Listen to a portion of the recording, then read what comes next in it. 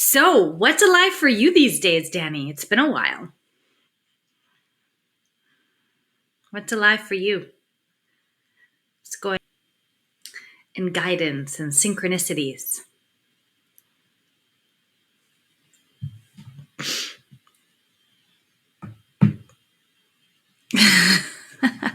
I do start work in about 50 minutes, but I, of course, had to come online first. Amazing. Wow. Yeah, you work a lot. Well, what's alive? We can talk about what's alive for you. This 15 minutes will be for you. Oh, nice. House hunting. So, how will you know? Yes. Trying to feel where I'm being pulled. Amazing. Amazing. How will you know when you have found your home? Do you know how you'll feel? Have you ever had that experience where you walked into a place and you said yes? Like a strong yes.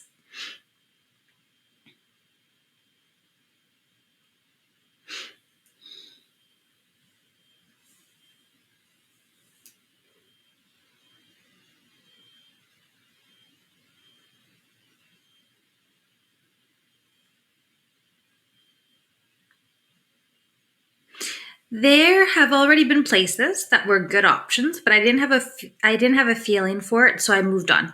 Others thought I was crazy and it was a good deal, but a no for me. Amazing. Okay. So then what is a no?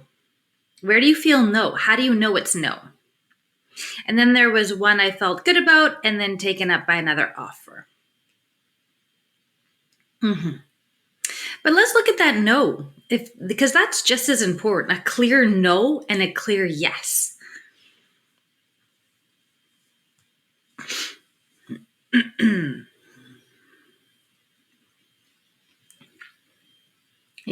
question can be for anyone here. Where I want to ask you guys, like, how do you feel that clear no and that clear yes? Because when you have confidence in that, decision making is so simple afterwards. Oh, I feel it in my chest. Yeah, either a pit or I can feel like my chest is being pulled upward. Can be very distinct feelings. Amazing. Look at all the hearts. Amazing. So, yeah. Yeah, once we know where inside and how we receive those yeses and nos, I try and live my life all the time with like hell yes. Like such a strong yes. And if it's not that, then that's my no. If it's a maybe, or there's some hesitation, so many hearts, or there's some hesitation, or there's some, that's no for me. Because for all the decisions I make in my life, it's such a strong yes. It's like, yes, now, right now. Yes, strong yes.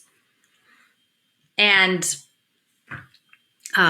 it's very easy for me to make decisions. I call them and take action because I call it inspired action. I maybe receive guidance, to go somewhere. Look at the homes you're visiting right now, Danny. We're talking about how to choose where to live. This is huge. This is like the foundation. I was thinking about this. I was doing some shadow work exercises the other week and with my friends and in the last couple of weeks. And it's about, if I have a strong foundation, the Maslow's hierarchy of needs, then I have this ability to kind of push off into self-actualization. But I first need to have that strong base. That is essential. If I'm still dealing with not lower, but like survival, home is survival, food, maybe safe relationships. So I'm looking about that in partnership to make sure it's safe. If it's not safe, then in that partnership, I can't reach self-actualization. So I need to have stability, safety, strong foundation for all aspects. So for me, I need to use my intuition for my most fundamental needs. And then I can really push off into the higher dimensions of intuition and joy and purpose, right? But your needs need to be so super important. Yeah, continue, Danny. I know you don't have very much time this morning. How are you feeling pulled to places? Where do you feel that pull? What is that like for you? How anyone can join in. All the other meditators here, join in. How do you guys make decisions? How do you know you're strong yes? How do you know you're no? Because this is essential for any decision making, in any areas of your life, whether it is the food we want to ingest, whether it's a relationship, a friend we want to spend time with, a job we want to apply for, a home we want to buy, an investment. Literally every decision, I like to tap into my intuition. And yeah, and feel if it's a strong yes or a strong no. Yeah, Canada's amazing. How's Canada? Yeah, temperature is great. Just went for a swim this morning. Nature. It's great. Feel safe.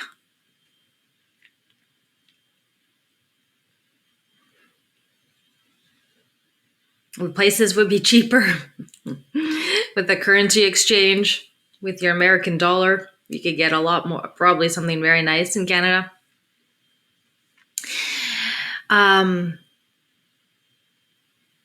Yeah, but even thinking actually is like, hey, how did I choose to move here? My head did not want to choose where I'm living today. I was very resistant to it. And I received guidance through my dream world, actually. And I had such powerful dreams consistently that I said, okay, fine. I'll go and I'll visit for one day. So I booked a flight. I had this flight pass. So I booked a flight in on a Saturday and out for the Sunday, just to have a coffee with a friend. And that was like 16 years ago, and I'm still here. So I listened to guidance. I was very resistant to it.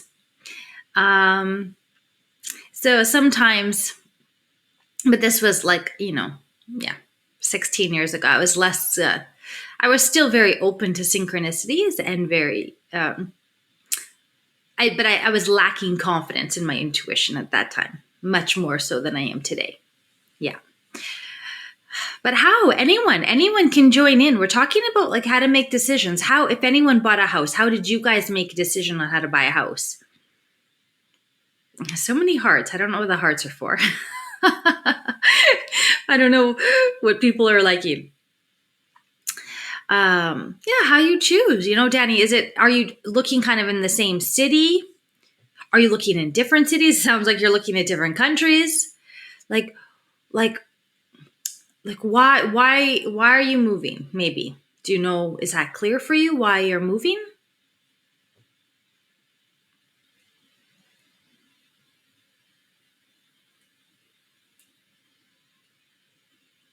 Anyone else can join in. This is just a really nice Q&A. We talk about anything intuition.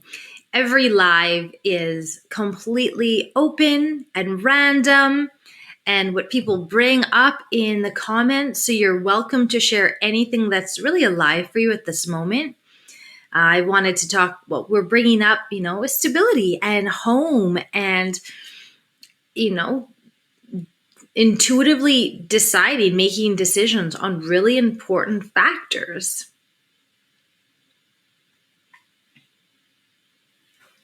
So feel free to ask any questions. I'm here just to share stories and answer, some of my own personal stories, or talking about maybe how to have more confidence in your intuition. So Danny, okay. Yes. Yeah. Well, if I can be very vulnerable, new family dynamic, being separated from my spouse. So there's a lot of changes going on in my life right now, to say the least. Yeah. Yeah. Hmm. Yeah. Thank you for your vulnerability. Yeah. I imagine how hard that is. And when people are going through a big change like that,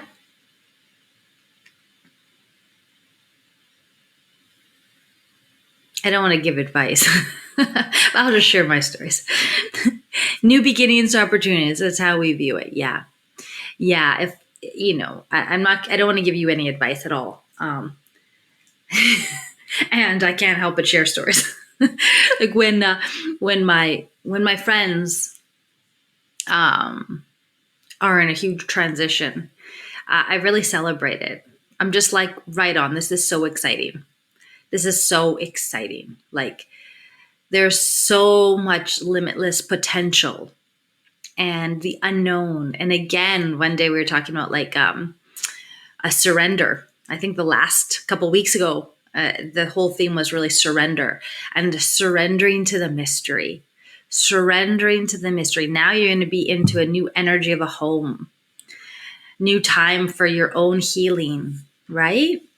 Maybe um, okay, it's always welcome. Advice is always welcome for personal experience. Nothing wrong with that. I've taken a lot of advice from you already, and you probably don't even realize it. No, I don't. I'm curious what you've taken away. Um, yeah, when a couple years ago, I had my first adult heartbreak. First time I fell in love, and I was heartbroken, and I crashed completely. Like 8 months of deep, deep grief and hopelessness. And I was saying I was depressed. My sister, she's a mental health social worker, and she's like, stop saying you're depressed, JD. You're not depressed. But for me, it felt like depression. And she's like, it's called grief. You're sad. You're just sad. And I was like, oh, because I wasn't depressed. I would wake up and do an hour of yoga and meditate and go walk and call a friend every day and eat really healthy and, take care of myself physically. And like, she's like, that's not depression. I was like, oh, okay. And I went deep. I was like, I want to go through the grief. I don't want to just live with grief all the time and have this in my energy field. I went deep into the grief and healing for a good year and a half. And I was just like, I wasn't even married to this man. I was just in a relationship with him. So I can't imagine to have a spouse. But I went through really, like, I was just like, I want to feel all the emotions. I want to go through it. I want to process it. I don't want to push emotions down. I want all of the emotions to come up. And so I did a lot of emotional release techniques, screaming, yelling, crying, everything I could to get all of that. I cried when I needed to. Like every day I cried for 8 months. And then I slowly cried a little bit less. And just living a very clean, celibate life, like just in my own world and my own energy, until I reached a different energy. Really, I shifted. I worked on self-love. It's so cliche to say, but really up-leveled to be able to be in a different energy so I could manifest a dream partnership and a man who's like even like next level, super inspiring. I wanted to be with a man who really inspired me. And yeah, it took me almost 2 years. But that was just deep, deep, deep, deep work to be able to manifest him. And yeah. And also, not even to, it's fine, can manifest him, but back, my younger version of myself always sabotaged relationships. If I thought a man was, too good to be true, or I put him on a pedestal, I would sabotage the relationships and create fights and push him away and da da da da. And so now I'm with this man who's like really impressive to me, and yeah, which is rare for me. Rarely do I meet men that are just so inspiring to me. Like, he's just in all areas, he's just 10 times better at me than everything. And so it can be very intimidating a bit. And I'm able to hold this energy of not sabotaging and accepting and welcoming. But it's like, oh, I have to do some serious work not to push this man and relationship away. Yeah. So Danny's going through the same transition of emotions. Yeah, thank you for sharing. This reminds me of a quote I recently heard. Suffering ceases to be suffering the moment it finds a meaning. Mm-hmm. That's nice. Yeah. Is there anyone else on here who's listening who's going through any grief right now? And grief can be in any area. It can be losing a pet. It could be separating. It could be anything. Grief comes in many different ways. And after I experienced, because I never really experienced grief, like I think death is amazing. I have I knew all my great grandparents, and they would pass away maybe at 100. So I was very happy for them. They like died in their sleep. So it was very beautiful things. Like I didn't experience grief until this breakup. And now, with that off to work, other people can chime in. No. Well, thanks for joining in, Danny, and sharing and being vulnerable and bringing this up about suffering. Yeah. We can maybe, if no one else has experienced suffering, this will be on YouTube. I'll post this video on YouTube so you can watch maybe the rest of it as well, Danny, under my Intuitive Business Connections channel. Oh, good. Thanks, Bodil. I don't know if I'm saying your name right. And so now, just to finish the sentence, I have a lot more compassion now for people who are suffering, because I experienced that and I didn't know what that was until I went through it for a good year and a half. Being a part of a family that has a hard time not having possessed old wound. Is this a question? I don't understand what you want to say. Is this a question you have, or you're talking about maybe the suffering, being a part of a family that has a hard time not having possessed old wound? I don't know what you're saying. One in my family had an alcohol problem. Mm-hmm. Yeah. Mm-hmm. Yeah. Yeah. Family wounds. Is anyone else going through any grief at all that you want to bring up? Or any other topic? We could talk about anything. Yeah, I have a hard time moving on. Yeah, this is a really interesting point you're bringing up, is moving on, letting go. Moving on, letting go. Who here has a hard time letting go of things? Anyone here? Letting go.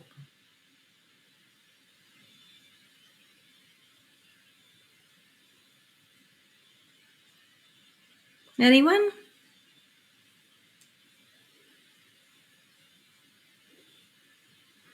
Bodil, where are you joining in from? Where are you joining in from? Where is anyone joining in from? I love knowing. What brought you here? This is super just informal Q&A, what you guys want to talk about. You guys can bring up any topics. I like the topic of letting go. Anyone else? Oh, Denmark. So fun. Welcome. I know I need to process this, but it feels like too long. Yeah, but what is too long? You know, we don't need to push ourselves into like, I was like that too, of, well, I should be over this. Like, I should get over this. I should, like, people can heal in a couple months, and it took me like a year and a half, and I was still heartbroken, like deeply heartbroken. It's like, get on with it, get on with my life. And I just didn't. And it's like, why do I have to think there's a certain time that I have to process my emotions? We can just allow emotions. There's nothing wrong with emotions. Any emotions that come up has value. Thank you for sharing the 1.5 year. Yeah. Yeah. I was celibate for almost 2 years. Really, I didn't even, when I was dealing with grief, heartbreak, grief, I didn't even hug a man for probably 14 months, at least. I would say 14 months. I didn't even maybe I made eye contact with men, but I just went inward, really in. I'm afraid to isolate too much. Okay. Thank you for all your vulnerability. Yeah. Yeah. Okay. Yeah. I can only share with my stories. I can't say I isolated, but I was alone a lot. I was traveling and I was by myself a lot. And, but every day I would reach out and speak to a friend. That was a big thing for me. So I was alone all day. I didn't really see humans. But I made contact with at least a family member, a friend, someone every day to help me, to be there for me, so to get me maybe out of that isolation. But yeah, and I didn't watch TV. I didn't distract myself. I was reading self-help books. I was sleeping. I was doing yoga. I was really doing work. I was doing programs. I was really working on my healing process, and I needed to do that alone. I'm more introverted, so I needed to be alone, and I needed to not busy myself, because I think people can busy themselves, distract themselves and push their emotions away. So, disconnect through TV or disconnect through partying or something external. And I did not want to do that. I wanted to sit and go through it, and sit with the discomfort and sit with the grief and sit with the pain and the anxiety. And because I was just I'm alone now. I was traveling by myself. I'm alone now in the world. And I had to work through all of this of feeling strong enough to be with myself and my own energy. So yeah, traveling is good. You think it might be a nice step for you. Yeah. If it's the idea of I would say not trying to run away from yourself, because wherever you go, there you are. So when you're traveling alone and kind of in survival, it can bring up, I'm sure, is you can't hide from your emotions. You can't hide from any of that. So if it's why do you want to travel? Why would you want to travel? What would travel bring to you? So welcome all the other meditators here. We're talking, this is just a really fun Q&A, talking about anything that's alive for you, how you can bring more intuition in your life, live with more ease and flow. We were talking about grief. We were bringing up grief. We were talking about letting things go. I was reminding people, letting things go, feel all the emotions. Because I think that living intuitively is really living authentically, and making sure you feel and being clear on what your yes and your no's are, and feeling all the emotions. So letting them come up, letting your emotions come up, not pushing them down, not distracting yourself. Yeah. Yes, intuition. I used to push some things, through. Yeah. A lot of people kind of hide, they push they distract themselves, or they don't want to feel the emotions. And I think that the body has so much wisdom and knowledge. And if we are really clean and clear and everything's out, then we can be more aligned with our intuition. And it's when we don't act from fear making decisions out of ego and fear. I have a premium course called Reconnect Your Intuition that I encourage all of you to sign up for. Follow me on Insight Timer. Check out my website and my profile page to learn more about me and my offerings.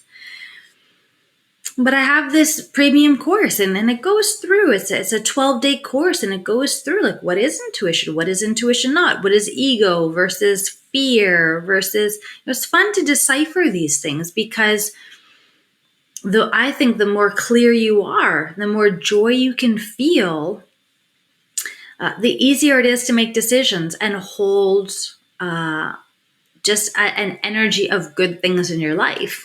When I did not like myself, I would sabotage really good relationships, and I would attract really bad relationships in my life. So, yeah. Just checking the time here. Yeah.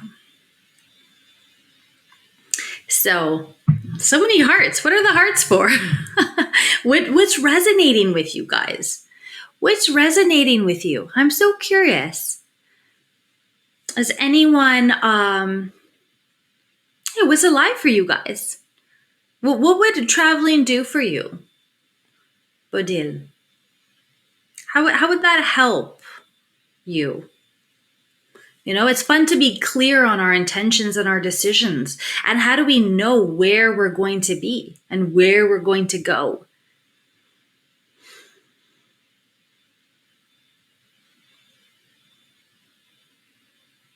No, it's about following our intuition.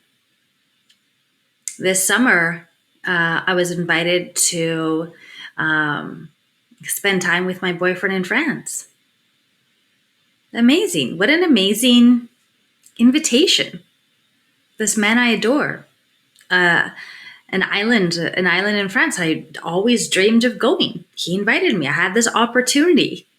And for me, on the outside, it sounds magical, but for me, it was a no. For me, it was like, not this year, not right now. Maybe another year. On the outside, it sounds good. Like, why aren't you going to see your partner? He's going to be gone for months. I was like, nope, I need to go somewhere else. And I signed up to go to a completely different country. And I don't know why.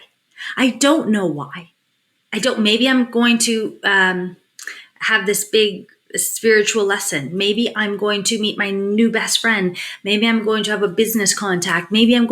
I have no idea. But I don't ask these questions. I just kind of feel where am I drawn to? Where am I pulled towards? What feels best for me right now?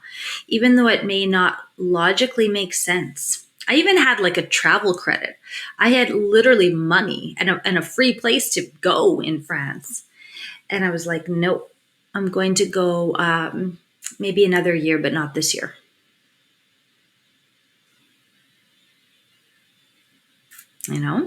So intuition, it goes again. It takes courage. It takes confidence and courage. We have to go against our brain and what other people may have opinions about, or with society, or even what our partners want for us. We have to really go in. And that's why I like talking today. I brought up at the beginning of this call was about what is your strong yes and what is your strong no. You may not have to know all the answers, but just knowing yes or just knowing no. And for me, a no is like I don't know, or let me think about it. No, let me think about it. No, it's a no. For me, I know that. If I have any hesitation, that's not, that's a no for me, because I'm super like clear on my yeses. I'm very like yes for most things in my life.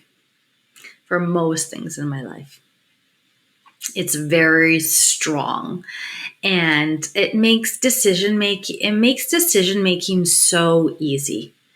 Like, I'm not in my doubt. I'm not asking people what their opinions are. It's just so clear and so clean and so easy. And I have no regrets. I don't live with a regret because I just know, like, it's not like, oh, I should have done that. No, I'm very clear of like, well, I was guided to this direction at this moment, so I'm going to do that. And I don't go back and regret. And it's like, nope. Thank you for sharing, acknowledging myself, accept my yeses and nos, not run away from myself, not making fear my God. Amazing takeaways. Amazing takeaways. That was such a good summary. Such a good summary. Yes. I love that. Thank you for sharing. If anyone had any takeaways in the last 30 minutes, please feel free to share, because your aha moments and your realizations within yourself in the last 30 minutes may help another. We all can help one another with our stories and our wisdom. And I just love, I want to hear from you, and I want to hear what resonated with you guys. Because I don't know, I'm just talking. But it's fun to hear what really resonated with you. But beautiful takeaways. Beautiful takeaways. Yes. Yes. I love those takeaways. Amazing. And I don't even realize I said those things. So reading you reminded me of like, oh, okay, yeah, that's important too. My answers will come when I take the time and effort to heal. Yeah. They'll come naturally. Sometimes I have the belief system that our intuition is with us all the time. It's always there. And it's a quiet whisper sometimes, but it's always there to support us. And sometimes, though, I have a question and I'm like, I want an answer now. And so I'll go to meditate or something, or go chant or something. And I'll be like, I want my answer right now. I want it tonight. And it's like, I can't will intuitive guidance. I've tried. I really have to go into a place of surrender and letting go and just being open and receptive to it. But sometimes I try and like, okay, I want my intuitive answer tonight.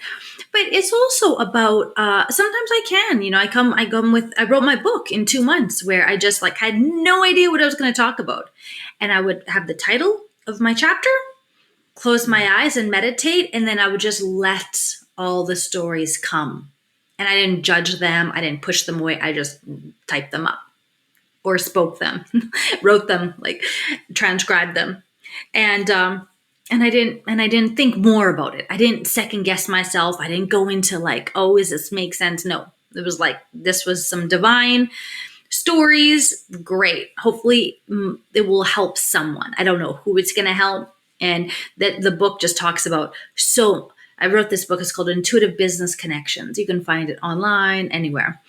And I just didn't judge it. It's like, that random story may help that person. That random story may help that person. Everyone takes different stories. And at a different time of your life, you'll take other stories from it.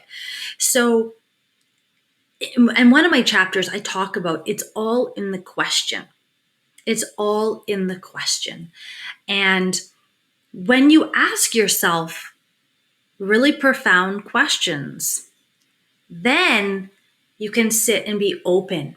And for me, intuitive guidance is extremely fast. A logical mind is slower. Intuition is instant. So almost before I finish asking my question, I receive my answer.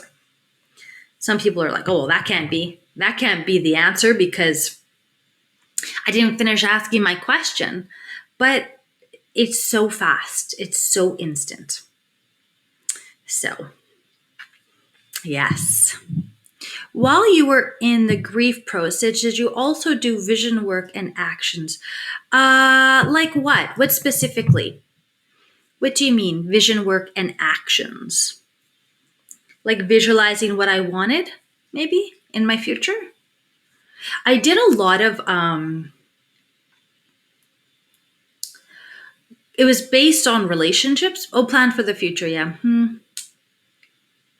Well, I did a lot of inner work of relationships, of like, okay, these are the relationships I've manifested. This what worked, this is what didn't work. What is the how do I want to manifest in the future now? Like, what is the type of relationship that I want? So yeah, I have probably 20 pages. I don't know if that's the vision work you're talking about, but yeah, I worked hard on like, okay, these are the values I have. So these are the values I want in another.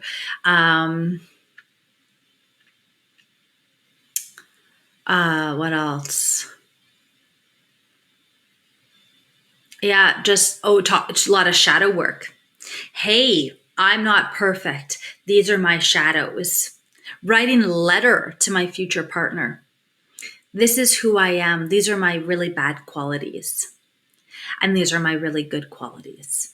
Like, I just want you to know, can you accept this before we start relationship? Like, I wanted to be very intentional and very conscious. I didn't want to just, because in the past, I've just kind of, how do I say this? Yeah, I don't know how to say this. Kind of just like, just kind of like slipped into a relationship. And it was like, no. And then I would try break up with the partner for maybe months or years and it never worked. They would just like refuse. Like it was weird. And I was like, I'm not going to just accidentally go into a relationship again because that could be years of my life. I'm going to intentionally choose, intentionally go, this is what I'm looking for, intentionally wait and see if this is a good relationship and not just jump right in. So for me, it was, it was kind of like, these are the values I need. This is, and though at the end of the day, Boril, I had some non-negotiables that from my previous relationship. I was like, these are my non-negotiables. And then the current partner I'm with today, I met at an event where I was blindfolded. So I was just feeling people's energy. And I kept in a group of people, I kept being drawn to his energy. I kept running into him and just loving his energy. And then I took my blindfolds off and I saw him. He was this beautiful man. And I didn't know anything about him because at this event, we had to take masks off. Like, we're no identity. We're not our job. We're not our religion. We're not our gender. We're not anything. Our financial, status, and we're nothing. And so I just felt his energy. I didn't know the man he was until I started to learn about him on an intellectual level. Like, oh, this man's very impressive and inspiring, and but my mind didn't choose him. My mind didn't choose him, and that's what I think I wanted to learn, because in the past, my mind has always chosen relationships and romantic relationships, and they were really difficult. I would say even toxic relationships. In my life, I have a lot of ease and joy, and like family is easy and friendship is easy and work is easy. And so there's so much ease in my life, but the area of my life that's more complicated and that was much more painful and toxic were romantic partners. So I was like, okay, I have to stop choosing a man mentally. I want my intuition and my energy and the universe, or whatever you want to call it, to guide me to a partner. And so, I wrote a huge list of like my non-negotiables, and he's not any of them. Like, I think about that today. Like, he's everything I want in a man and more. And he's also everything I didn't want in a man and more. So it's like, Oh my gosh, like what is this vision work? I don't know.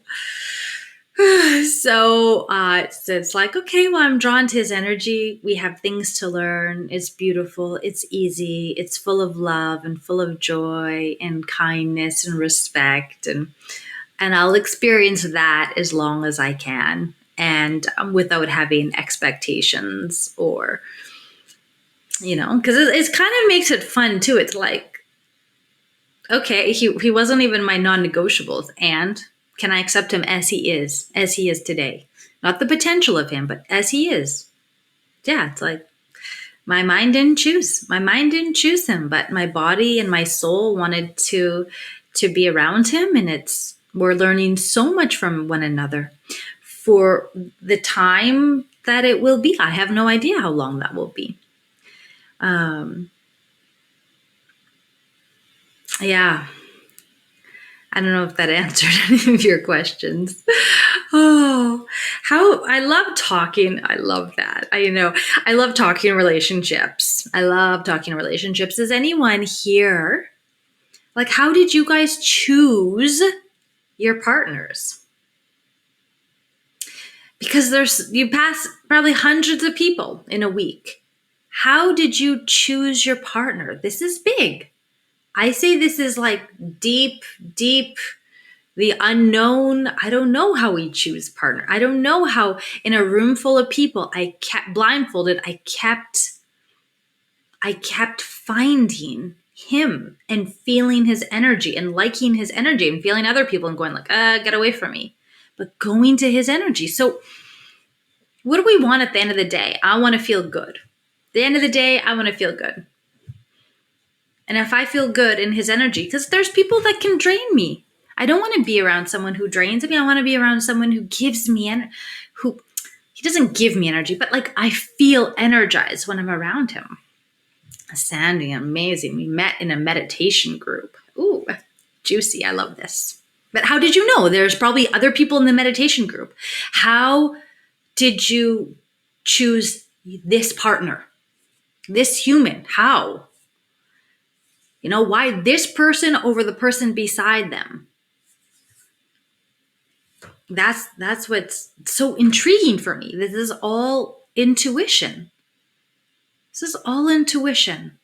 Hearts. Like what? Tell me more, Sandy. I want to know details. Like, did your heart beat a little bit faster? Did it open?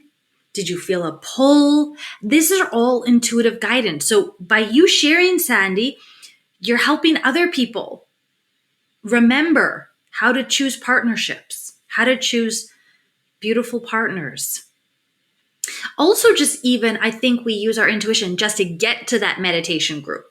There's probably hundreds of meditation groups where you in the vicinity of where you are. But choosing, how do you choose that one? This is intuition. I feel really like a pull, a lightness, an excitement, a joy. That's when I know. Like for making decisions, is it kind of like or is it like an excitement? And I'm a very passionate person because I'm always following my excitement and joy and what lights me up. It was a long time ago in a distant galaxy. Okay. Well, this is good though. A long time ago if you're still together. This sounds amazing. This is amazing. Meeting a partner at a meditation group. Other people, all the other meditators here. What a nice group. It's a beautiful, beautiful morning. I would love to hear. Well, morning. I'm based in Canada. 44 years ago, Sandy. Wow. Wow. I can't imagine. That's older than me. That's older than me. Ooh, in Calgary. Nice. Nice. Yeah, I'm based out of Montreal now. My whole family's in Saskatchewan, though. Oh, yeah, beautiful. Great example. Anyone else, though? We can all learn and inspire one another. Anyone else? I would love to see it in the comments, you guys. I would love to see it in the comments.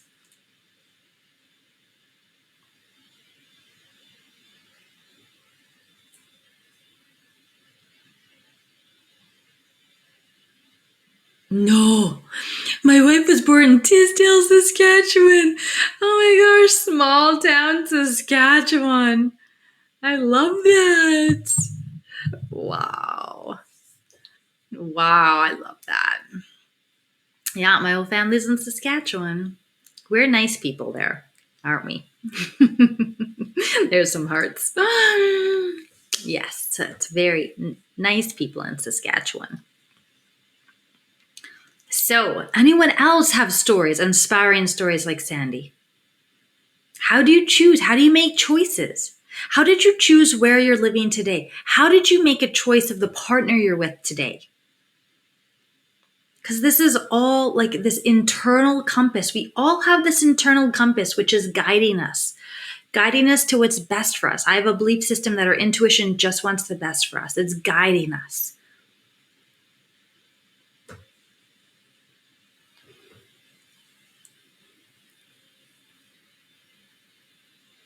Any other stories? I would love to hear them.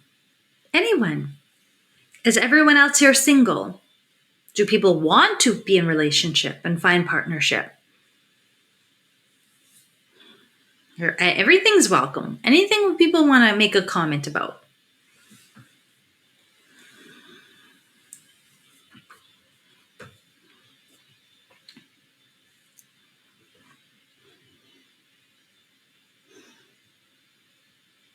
Being, conscious celibacy, conscious being single, marrying the inner masculine and feminine within. These are all beautiful, conscious ways of living. Julie. We met in the 5th grade, never dated in high school, reconnected after 50, now engaged. I love these stories. I could just sit here all day and hear from you guys. I love this. Wow. Amazing. Amazing. So inspiring. I love these stories. These are so inspiring. I want to hear more stories. Julie, this is beautiful. It's like you got your souls came to earth. The timing wasn't right. 5th grade. You probably weren't going to have this conscious, developed relationship that you have now after 50, where you can appreciate this. But your soul's already kind of met. I just love this. I love all of this. Welcome, meditators. We're talking about how to make choices in life. What is your strong yes? What is your strong no? How do you choose where to live? How do you choose partners? So we're talking right now about partners. How the people here. How did you choose your partners? Yes, exactly. Now we appreciate each other. Yes. In my 20s, I was with a man who was 10 years older than me. And he was like, JD, this is so precious, this relationship. I was like, whatever. I was 20. I was at my prime. I could have any relationship. I was like, whatever. Relationships are easy to find. And it's like, no. As I age, oh, thanks for the donation. You're so sweet. Donations are always welcome. If you see any value in today, that really encourages me to keep going and continue offering these lives. And as I get older now, I really value connection because I find it's much more rare or harder as I age to find the strong connection. So I definitely value and I appreciate sacred connection a lot more than when I was 20. And even when I was with that partner, we went to therapy. He had a certain amount allocated money for a psychologist. So we went, and she said to him, she goes, she's too young. She doesn't understand yet the sacredness of relationships. And I didn't. Ooh, Sandy, you followed me. Thank you. This is the nicest thing you can also do, you guys. I had my first 1 star on one of my recordings. So any 5 stars greatly help. Any follows greatly help. Donations really encourage me to keep going. You can just check out my website. I have so many videos. I have lots of YouTube videos, retreats that are actually full for the summer, but coaching, I do coaching one-on-one. So really, if you ever want to learn more about me, feel free to follow and check out my website. Yeah. Thanks, Julie. It wasn't a meditation. This person thought I was AI. She thought my voice was AI. I'm like, nope, that's my voice. It wasn't AI. So I have to. But I wanted to do more premium courses, actually. I really want to do more premium courses. But if people don't enjoy them, I probably won't. But I do want to do a lot more. Tout à l'heure, Sandy, vous parlez en français aussi. I saw that review. It was so funny. I know. I was like, I'm not AI, but anyways. Lisa. And how did you make all the work of manifest your actual partner? I know. I should do courses on this. That's a big question. And how did you make all the work to manifest your actual partner? I love questions. I could be here all day doing this. So I will answer that. Julie, he used to pretend that his bicycle broke down in front of my house, hoping I would come out and try to help him. So cute. Okay. So yeah, let's talk about relationships. Yeah, how did I manifest? Whew. Oh, I love how you said manifest. I guess I manifested that. Well, first I worked deep on my grief.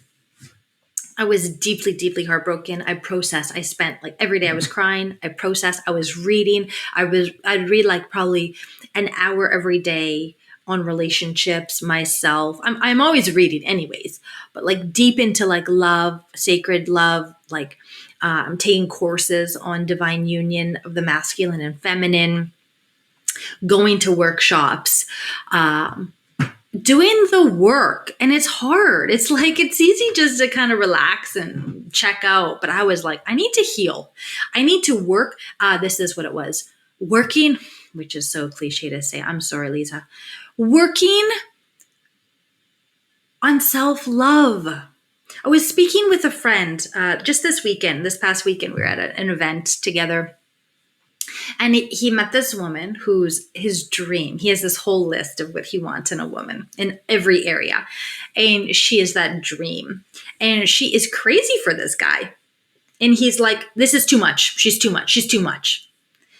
And I was like, interesting. We want something so bad. And then it comes into our energy and then it's too much. And by talking to him about this, he realized through our conversations, he goes, oh, I realize what did he say? I don't feel like I deserve this level of love. I was like, what? Like that realization, I think can be life-changing. To go, do I love myself enough to feel like I can accept this level of love? And when I was younger, I didn't. I was constantly sabotaging relationships. I was also, when I was younger, I was very angry. Like people see me now, I'm super happy and zenned out and teaching wellness retreats and doing these insight timers and doing guided talks and writing and like very chill. But when I was younger, I was extremely angry. I'd go to bed angry, wake up angry, yell, scream. Like I was not the easiest partner to be with because I was constantly pushing away this love. So I have to working on myself constantly. We can't change anyone, right? We know this. I see I'm lagging a bit. We can't change anyone. So how can I be the best version of myself?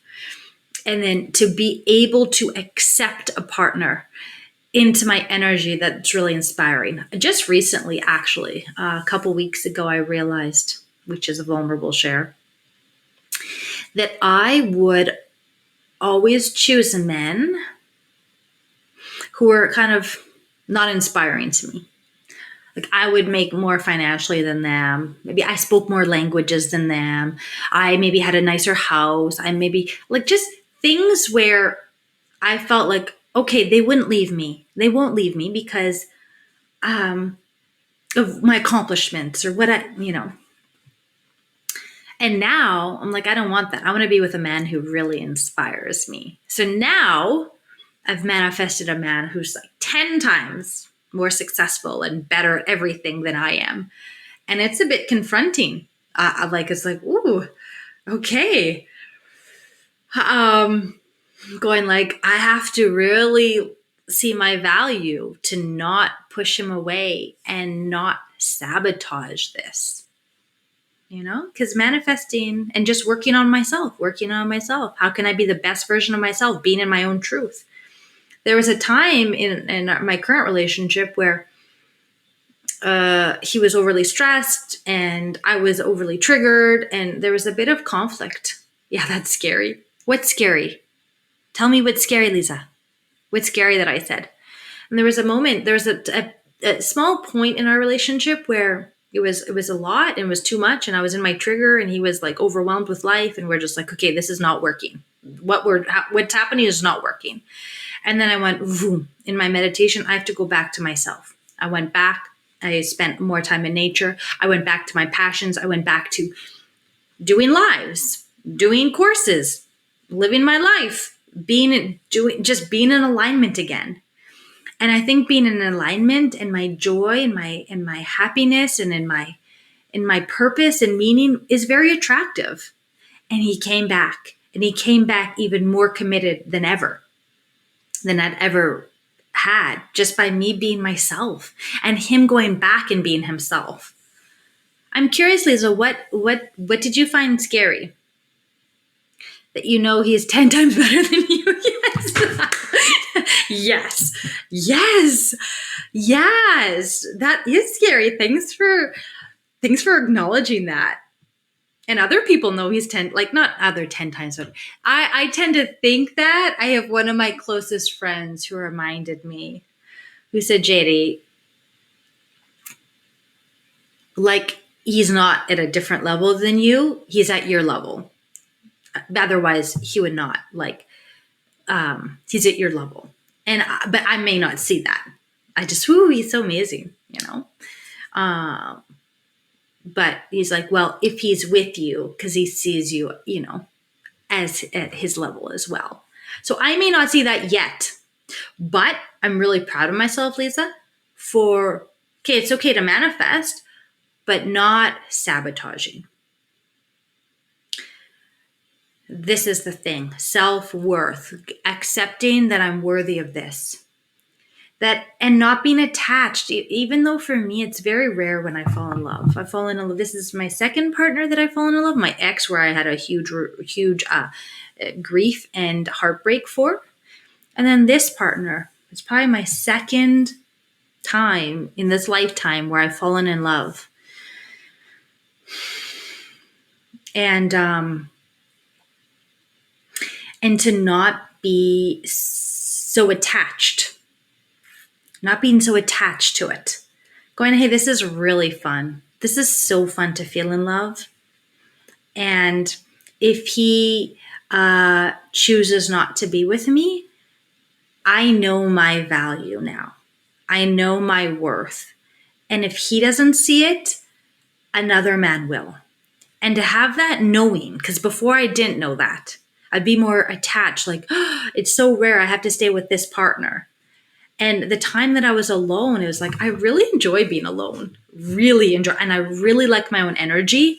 And so I want to be around people who I feel better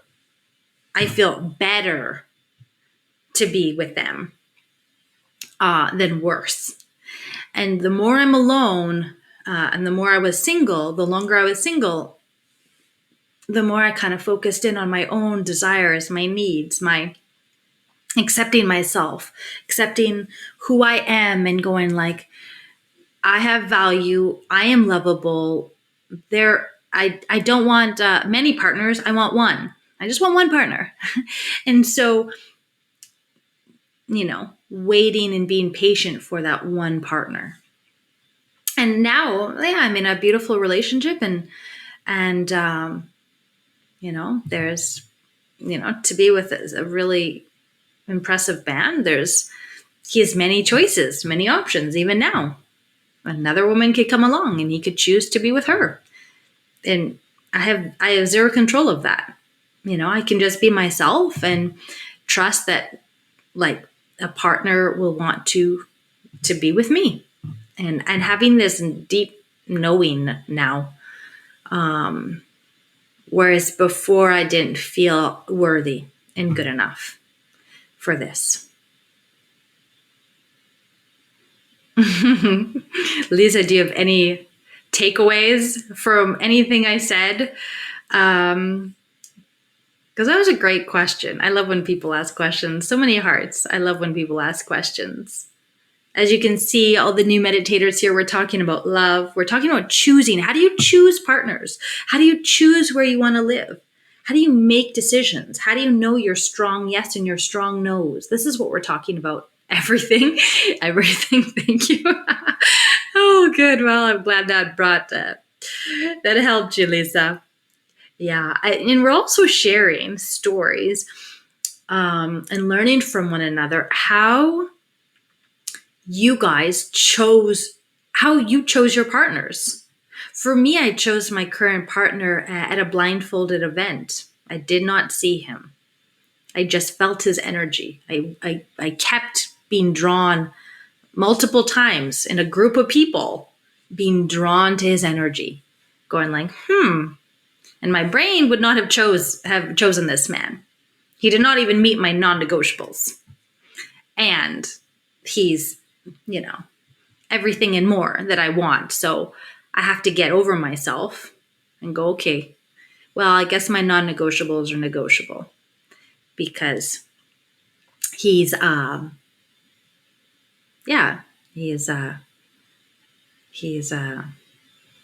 dream. He's dreamy. So it's kind of like, okay. And then I was just thinking about that this morning. How did I create my non-negotiables? Like, this was just so made up. I've just made up these non-negotiables that really have no, like, do they actually, they are important. Like, they are about like values and life purpose, and like they are big, but I just created them in my brain. Like, my non-negotiables are probably extremely different than your non-negotiables, Lisa. And I don't even know where you are. Where are you joining in from? Your name sounds very, I don't know, Spanish.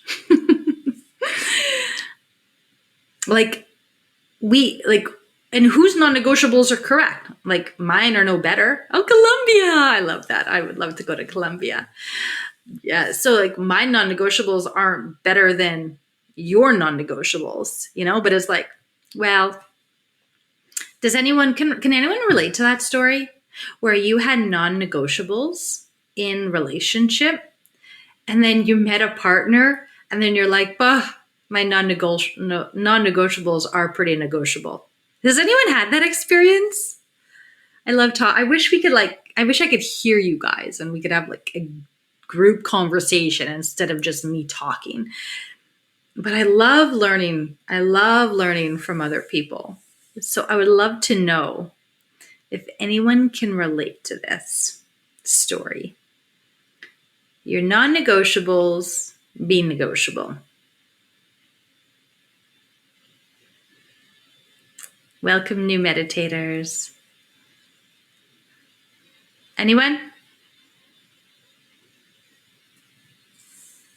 I'll wait while you guys type. I went through the non-negotiables. It made me question if I was abandoning myself. Ooh, Amy. Tell me more. I love this. How if I was abandoning myself by not honoring your non-negotiables with a partner? Is that what you want to say?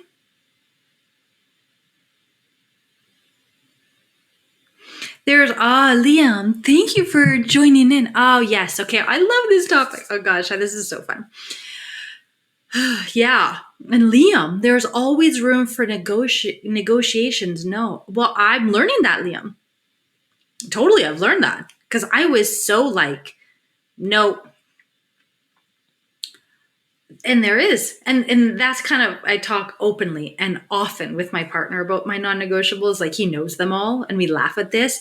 And with him, he's like at the limits of each of them. Like just at the edge. He's not 100% in, he's not them, but he passes. He just passes, Amy. So, but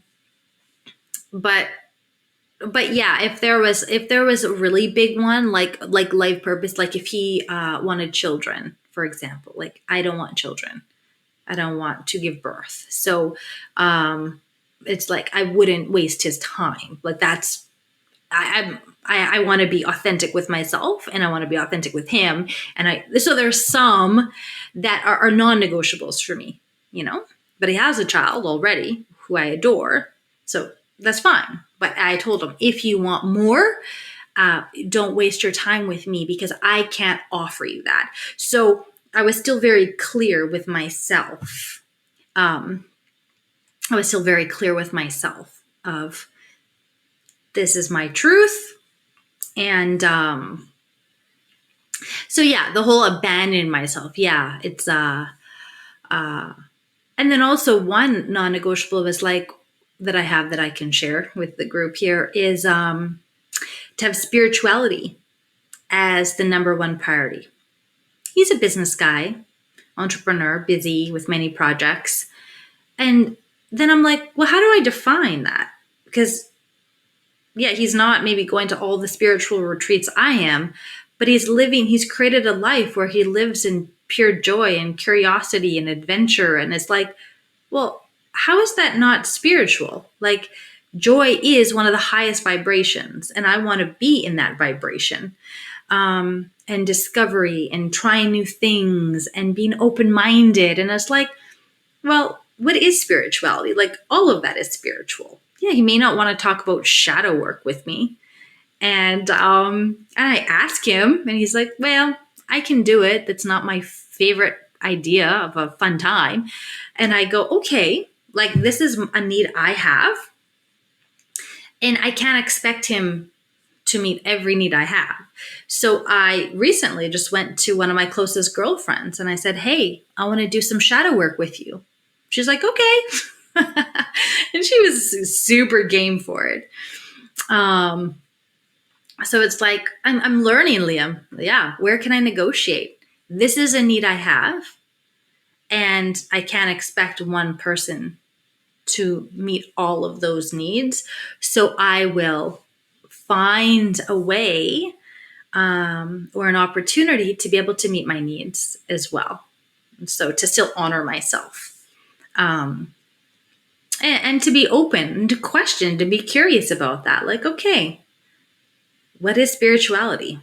Like, who am I to say that sitting and meditating all day is like more spiritual than what he's doing? Like, who am I to say that? Like, so it's helping me renegotiate, right? Renegotiate, going like, oh, yeah, him bringing joy and creating events to help people or whatever how he's living his life.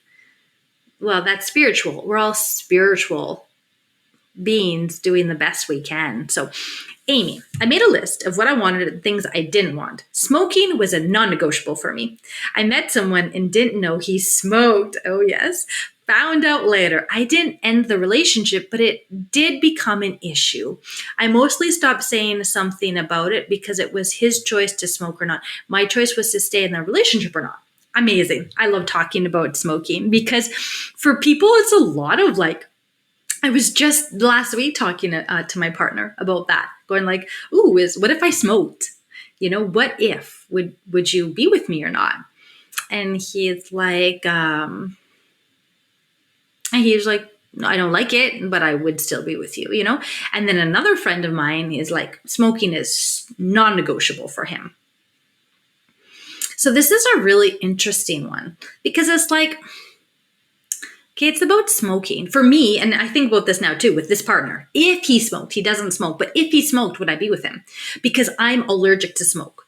Like literally any like someone far, far away can light a cigarette and I feel sick. Like I am super allergic to this. And I'm like, okay, but I meet my dream man and he smokes. What would I do? And just to share my story, Amy, I'll just share about me. You can choose. Yeah, you're choosing to be in the relationship or not. For me, I would just respect my boundaries of you smoke, but it can't be anywhere near me or my home. It's just like I have a boundary of like, I want to feel, I don't want to feel sick and I don't want to be allergic. And if you have this addiction, you need to go like very far away or do it at your home or I don't want to see it. I don't need to see you smoke or something like that, where it's like, I don't know, a room of like honoring my needs and honoring, your partner's needs and yeah. But yeah, smoking, yeah, that tends to be a non-negotiable. But I had one friend who said, yeah, it's a non-negotiable for me. I'm like, why? And he goes, because our values are different. If someone smokes, they're not valuing their health. And I was like, oh, interesting. So for him, it means someone values their health or not. And for him, he really wants to be healthy. Whereas for me, my values are like, well, I don't want to feel allergic when I'm around a partner. So it's like the smoking is just neutral, but people put so many stories around the smoking, so what happened? So I met someone. So tell me more. I didn't end the relationship. Are you still in this relationship with this human, Amy? You're talking a lot in the past tense, but I'm curious what's going on now and if trying to figure that out now. Yes. Oh yes, Amy. Is this like the deal breaker? Like this is kind of the make it or break it, is just smoking? Because it's like, what if you meet your dream partner? Okay, that's just a small part. Okay. Okay. You don't have to tell me everything if you don't want, but thanks for bringing that up. It is. It's fun. It's fun to know, what Liam was saying. Like, well, what is negotiable? I had my 3 non-negotiables, 3 things. Well, those were kind of thrown out the window. And it's like, okay, what is it really? What is it like? Well, really, my non-negotiables are I want to feel respected and appreciated. And it kind of, I went deeper into like, I want to feel in love and I want to feel safe and I want to feel like deeper things. And then the outside stuff no longer mattered anymore. Where before it did. I was looking at all the outside like, oh, this, to be in a good relationship. And I was like, actually, I want to feel this. I want to experience this. And when it became more feeling based, then the outside stuff didn't matter anymore. Yeah. Yeah. But thanks for that comment and input, Amy. I love this. Anyone else have any stories about this? No one has any questions. I can end the live, and I'm super happy to be here. And one of my biggest wants and needs is to be a priority. We have struggled with this from the beginning. What is his priority right now? Yeah. We all want to be a priority. That's super important for me too. Yeah. Because I value I value romantic partnership and relationships now more than ever. And if my partner valued, I don't know, work or all of his friends or, interesting, Amy. Serving others that feeds his ego. Ooh, so juicy. Yeah. Yes. Work and friends and golf. Ooh, yes. Yeah. Yeah. It's like, this is great if you love doing this all. There's nothing wrong with that. And I have a strong need for conscious partnership and connection. And if you don't value that, well, then continue, your life without me. It's like, that was a big thing for me too. Where do I fit in your life? Because this guy is so busy and so popular and so many companies and so many projects and so many responsibilities. And I was like, is there space for me? And if there isn't, I will go, because I love you, and I want to honor myself, and I will go where a man values my presence. And I really made that commitment to myself. And like, you're great who you are. And if there's no time or energy in your agenda for me, then I'm going to end this, and I want to be in relationship with someone who has space and time and energy for me. And it's hard to get to that. Yes, I want my partner to have all those things in your life, but I want to be in your heart and thoughts above those things.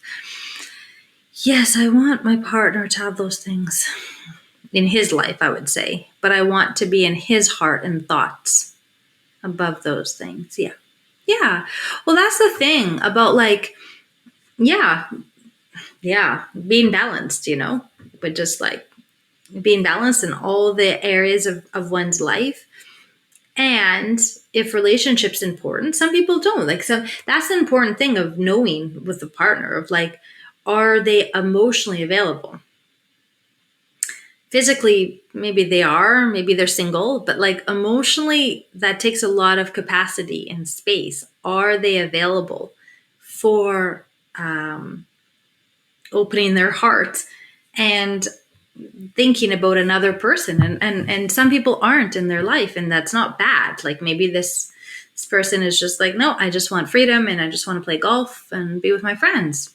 And they're not at capacity right now, or maybe they are. I don't know. Yeah, it's for you guys to talk about. But that's what I had to come to. I had to come to, this is my truth. This is not okay for me. I don't feel good. I don't feel safe. I don't feel seen. I don't feel appreciated. This is not how I want to feel. And just speaking my truth. And then everything changed. He just like, no, he made a commitment.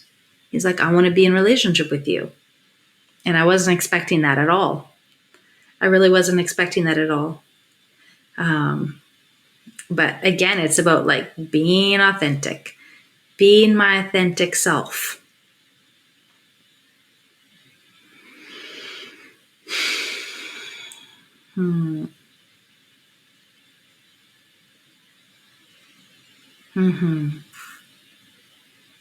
How does that land for everyone? Any comments?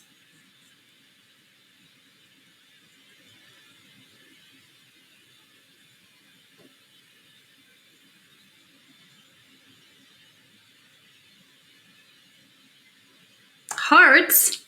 So many hearts.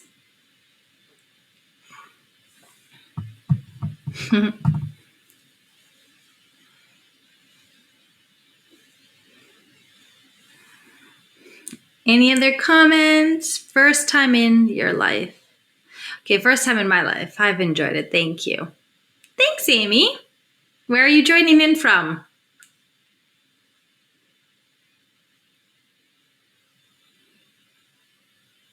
Where are you joining in from, Amy? California. Ooh, it's early. Nice. Well, thanks for joining. So, for anyone here, I invite you to follow me if you're new, to check out my profile page, check out my website, all the offerings I have, videos, coaching, and my book. Oh, you donated. You're so sweet. And donations are super welcome if you want to encourage me to keep doing this. I don't know when my next live will be, but follow. And thank you so much for your time today, you guys. It was so precious to be with you and learn from you. And I hope to do this again soon. Bye for now.